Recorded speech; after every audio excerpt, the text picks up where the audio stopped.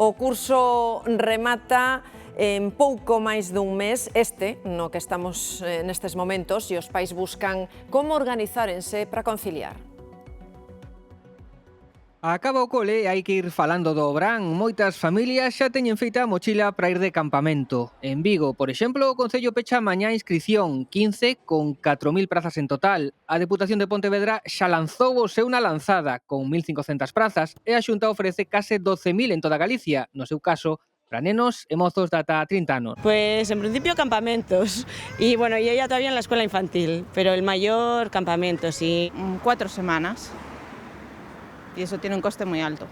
Un campamento de verano, sí, es la única forma de conciliar, porque los dos padres trabajan y la única forma de conciliar es un campamento de verano, nada más. Los abuelos, tiran mucho de los abuelos. Porque tamén hai, claro, avós e aboas o pé do canón. 8 de cada 10 coida dos netos nalgún momento dano, máis no verán.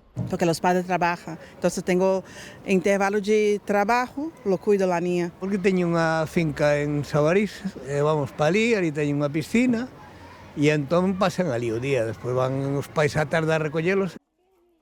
Outras opcións son repartir as vacacións entre os proxenitores ou mesmo como neste coworking de Nigrán, levar os nenos ao traballo, que incluso ten aire de campamento.